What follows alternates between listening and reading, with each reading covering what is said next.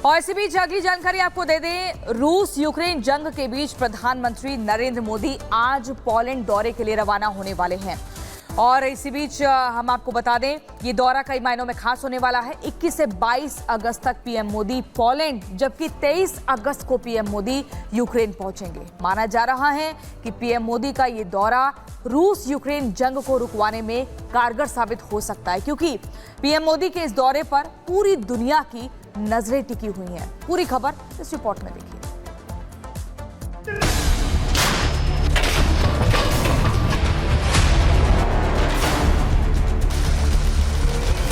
रूस और यूक्रेन के आसमान में बारूद बरस रहा है।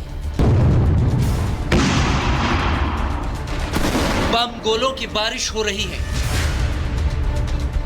कदम कदम पर धमाके हो रहे हैं।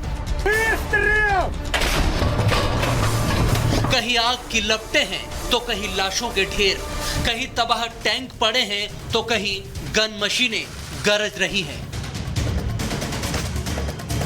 पुतिन और जेलेंस्की के माथे पर खून सवार है। दोनों देशों की आर्मी एक दूसरे के खून की प्यासी है। रोजाना मिसाइलें और रॉकेट दागे जा रहे हैं, लेकिन इन सब के बीच मैदान जंग में शांतिदूत के तौर पर मोदी कूद पड़े हैं, क्योंकि वो हमेशा से कहते आए हैं ये युद्ध का वक्त बिल्कुल नहीं है।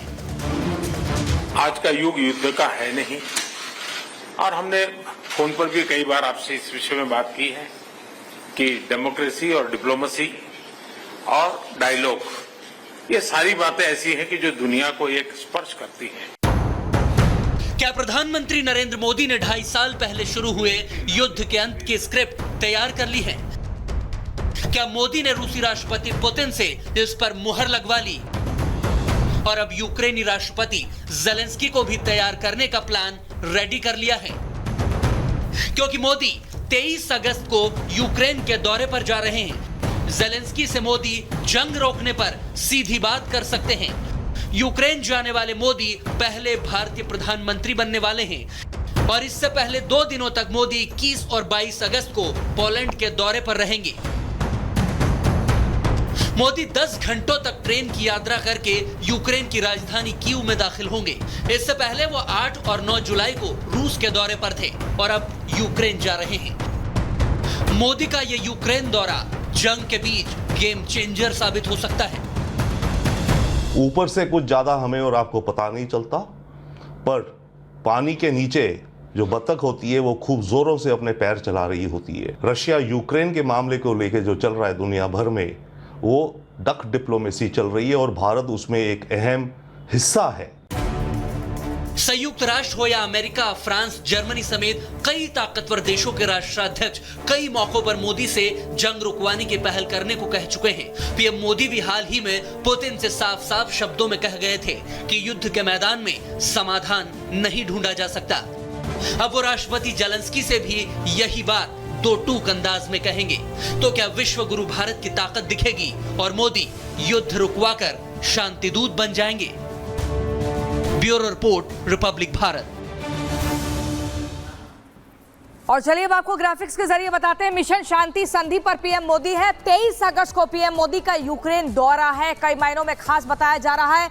पिछले महीने पीएम मोदी मॉस्को गए थे, वहीं रूस के बाद अब पीएम मोदी यूक्रेन जा रहे हैं। रूस में पुतिन से युद्ध पर चर्चा हुई थी, अब यूक्रेन में जेलेंस्की से जंग पर बातचीत होगी। वहीं 4 साल में जेलेंस्की से पीएम मोदी की ये चौथी मुलाकात देखी जा रही है। पीएम के यूक्रेन दौरे पर पूरी दुनिया की नजरें बनी हुई हैं।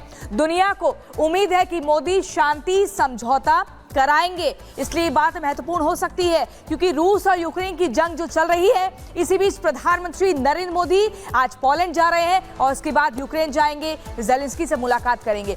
इसी बीच एक खास खबर गायत्री आपको बताएंगी।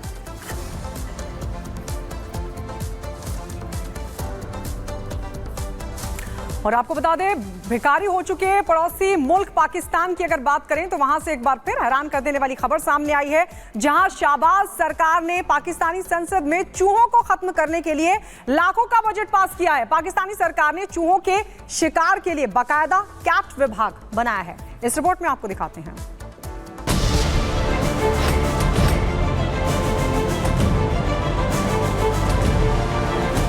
शहबाज अपनी अर्थव्यवस्था संभालो,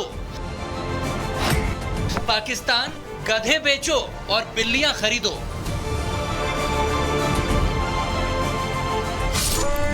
दुनिया में जहां भी गधों की बात निकलती है तो सबसे पहले जिक्र होता है गधाबाज पाकिस्तान का।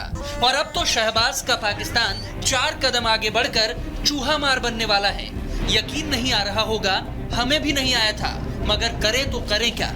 अजब पाकिस्तान के गजब कांड, और ये देखकर मानना ही पड़ता है। चाइना के साथ कॉन्ट्रैक्ट हो गया है, चाइना के साथ डील हो गई है पाकिस्तान की तरफ से कि जी अब हम उनको गधे एक्सपोर्ट करेंगे। जी हाँ, गधे हमारे यहाँ बहुत हैं, बहुत से गधे तो आपको मालूम है जगह जगह बैठे हुए, लेकिन खैर पाकिस्तान की तरफ से अब चाइना को गधे एक्सपोर्ट किए जाएंगे। अब पाकिस्तान के पास एक नया टास्क है, अपनी संसद से चूहे भगाने का। जी हाँ, पाकिस्तानी मीडिया के मुताबिक वहां की संसद में चूहों की तादाद लगातार बढ़ती जा रही है। वे सीनेट और नेशनल असेंबली के विभागों में कई जरूरी और गोपनीय फाइलों को कुतर कर बर्बाद कर चुके हैं। कंप्यूटर के तार काट देते हैं। तो आर्थिक तंगहाली के बीच अब चूहों से निपटने के लिए शहबाज सरकार शिकारी बिल्लियां तैनात करने जा रही है। सुनने में लग रहा होगा जैसे कोई जंग होने वाली है, लेकिन क्या करें, पाकिस्तान की कैपिटल डेवलपमेंट अथॉरिटी यानी कि सीडीए ने 12 लाख रुपए का इस काम के लिए बजट पास किया है। चूहों को खत्म करने के लिए पाकिस्तान बाकायदा प्राइवेट एक्सपर्ट बुलाएगा। चूहों को पकड़ने के लिए संसद में चूहेदानी लगाई जाएगी। संसद में शिकारी बिल्लियों को चूहों के पीछे पाकिस्तान छोड़ने वाला है। और पाकिस्तान में इस बीच गधों की तादाद में 1.72% की बढ़ोतरी के साथ संख्या 59 लाख हो चुकी है। वो चीन को गधे बेचकर अब पाकिस्तान पैसा कमा रहा है। अब पाकिस्तान ने ये किया है कि जी उसका कोई ना कोई तो हल होना चाहिए, यानी कि ऐसे होगा ये कि हम मिलियन ऑफ डॉलर्स कमा सकेंगे, और ये गधे हमसे लेने को तैयार हो गया है चाइना। तो क्या शहबाज अब गधों से कमाएंगे और बिल्लियों पर उड़ाएंगे? फिलहाल तो यही लग रहा है। खैर, जिसके पास जो है वो वही तो करेगा। Bureau report, Republic Bharat. और चलिए अब अगली खबर आपको मध्य प्रदेश से बताते हैं, जहां पर जबलपुर में ट्रेन डिरेल की बड़ी साजिश नाकाम हो गई है। ट्रेन को पटरी से डिरेल के लिए ट्रैक पर लोहे के रॉड बिछाए गए हैं। गनीमत रही कि इस दौरान ट्रैक से कोई ट्रेन नहीं गुजरी, नहीं तो एक बहुत बड़ा हादसा हो सकता था। और इसी पर ये रिपोर्ट आपको दिखाते हैं।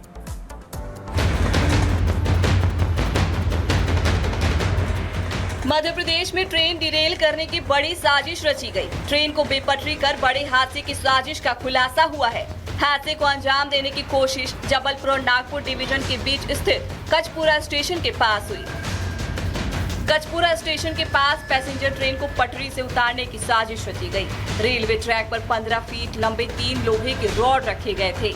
पैसेंजर गाड़ी का इंजन लोहे के रॉड से टकरा गया था। गनीमत रही कि ट्रेन की रफ्तार धीमी थी। बड़ा हादसा टल गया। अगर ट्रेन डिरेल हुई होती तो बड़ा नुकसान हो सकता था। पैसेंजर ट्रेन नैनपुर से जबलपुर की ओर जा रही थी। रविवार को नैनपुर जबलपुर पैसेंजर ट्रेन को डिरेल करने की साजिश नाकाम हो गई। ट्रेन के सामने 15 फीट के 3 लोहे के सरिये ट्रैक पर रखे हुए थे। हालांकि ट्रेन की स्पीड काफी कम थी, जिसकी वजह से बेपटरी होने जैसी दुर्घटना नहीं हुई। करीब 15 फीट लंबी 3 लोहे की छड़ों को जांच के लिए सुरक्षित रख लिया गया है। सूचना मिलते ही मौके पर रेलवे अधिकारी और आरपीएफ के अफसर पहुंचे थे। मामले में आरपीएफ ने केस दर्ज कर जांच शुरू कर दी है। आरपीएफ जबलपुर और आरपीएफ एससीसीआर जांच पड़ताल में जुट गई है। जांच टीमें पता लगाएंगी कि लोहे की रॉड किसने और किस उद्देश्य से पटरी पर रखी थी। कचपुरा स्टेशन के समक्ष एससीसीआर के जुरिसडिक्शन में लोहे की रॉड जो कि ट्रैक पर पड़ी हुई थी, उससे इंजन के टकराने की घटना सामने आई। इस घटना के उपरांत आरपीएफ जबलपुर द्वारा त्वरित कार्यवाही करते हुए इस घटना को संज्ञान में लिया गया एवं इस घटना की किसके द्वारा यहाँ रॉड रखी गई थी, किस इंटेंशन से रखी गई थी, इसकी जांच आरपीएफ जबलपुर एवं RPF south east central railway द्वारा की जा रही है। कुछ दिनों पहले कानपुर से भी ऐसी ही तस्वीरें देखने को मिली थी। कानपुर में शनिवार यानी 17 अगस्त की रात पटना से अहमदाबाद जा रही साबरमती एक्सप्रेस को डिरेल करने की साजिश की गई थी। साबरमती एक्सप्रेस के नीचे करीब 2:30 बजे गोविंदपुरी और भीमसेन स्टेशन के बीच रेलवे की ही पटरी का टुकड़ा रख दिया गया था। पटरी का ये टुकड़ा करीब 3 फीट लंबा था, जिसकी वजह से इंजन ही पटरी से उतर गई थी। रेल की पटरी से टक्कर लगते ही तेज धमाका हुआ था, जिसके बाद ड्राइवर ने इमरजेंसी ब्रेक लगा दिए थे। 20 डिब्बे भी पटरी से उतर गए थे। हादसे की जानकारी मिलते ही आईबी ने जांच शुरू कर दी थी, तो एटीएस भी मामले की जांच कर रही है। ठीक इसी तर्ज पर एक दिन बाद मध्य प्रदेश में भी ऐसी ही साजिश रची गई, जिसमें ट्रेन के सामने 15 फीट की 3 छड़ें रखी हुई मिली। अब सवाल है कि क्या किसी सोची समझी प्लानिंग के साथ डिरेल करने की साजिश रची जा रही है? यात्रियों की सुरक्षा और जान के साथ कौन खिलवाड़ कर रहा है? कौन है वो लोग जो मासूमों की जिंदगी के साथ खेल रहे हैं? बार बार ट्रेनों का पटरी से उतरना किसी बड़ी साजिश का तो हिस्सा नहीं। इन सब सवालों के जवाब जांच के बाद ही पता चलेंगे। Bureau report, Republic Bharat.